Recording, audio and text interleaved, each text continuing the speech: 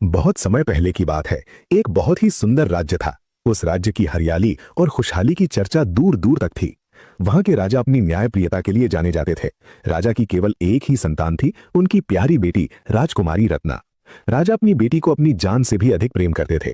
अचानक एक समय ऐसा आया कि राजकुमारी बहुत बीमार पड़ गई। राज्य के बड़े बड़े वैद्य और चिकित्सक बुलाए गए। हजारों प्रकार की औषधियां खिलाई गईं, अनेक जड़ी बूटियों का लेप लगाया गया, परंतु कोई लाभ न हुआ। राजकुमारी का वो सुंदर चेहरा, जो कभी खिले हुए फूल जैसा दिखता था, अब पीला पड़ गया था। कमजोरी इतनी बढ़ गई थी कि उनका बिस्तर से उठना बैठना भी कठिन हो गया था। पूरा महल शोक में डूबा रहता था और राजा की आंखों की नींद उड़ गई थी। जब सभी वैद्य हार मान गए, तब एक दिन दरबार में एक अत्यंत अनुभवी और समझदार मंत्री ने राजा के समक्ष हाथ जोड़कर विनती की। मंत्री ने कहा, महाराज, यदि आपकी आज्ञा हो तो मैं कुछ कहना चाहता हूं। राजकुमारी की ये बीमारी किसी साधारण औषधि से ठीक नहीं होगी। मैंने सुना है कि एक अनोखा जादुई आम होता है, जिसे खाते ही रोगी पल भर में स्वस्थ हो जाता है। राजा ने लंबी सांस लेते हुए पूछा, मंत्री, जब राज्य के सर्वश्रेष्ठ वैद्य असफल हो गए, तो ये कौन सा अजूबा है जिसके बारे में तुम बता रहे हो? ये आम कहाँ मिलेगा? मंत्री ने उत्तर दिया, महाराज, ये आम पाना अत्यंत कठिन है, परंतु हमारे राज्य के एक निर्धन लेकिन बहुत ही भले पंडित जी के पास एक अद्भुत तोता है। वो तोता मनुष्यों की तरह बोलता है और उसे गुप्त रास्तों और दुर्लभ औषधियों का ज्ञान है।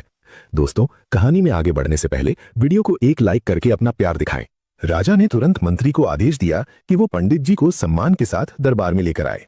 मंत्री जब पंडित जी के घर पहुंचा तो देखा कि वो और उनकी पत्नी कमला जी एक छोटे से घर में बहुत ही संतोष के साथ रहते थे।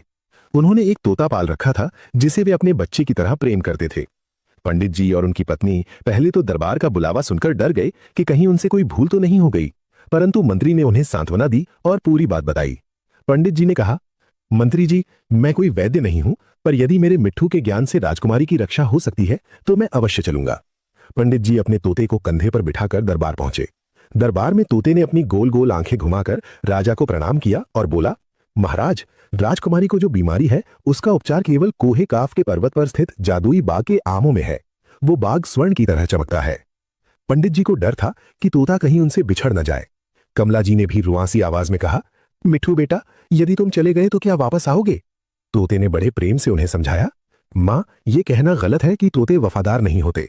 मैं अपना कर्तव्य पूरा कर अवश्य लौटूंगा, पर मेरी एक शर्त है, मुझे पिंजरे से हमेशा के लिए मुक्त करना होगा।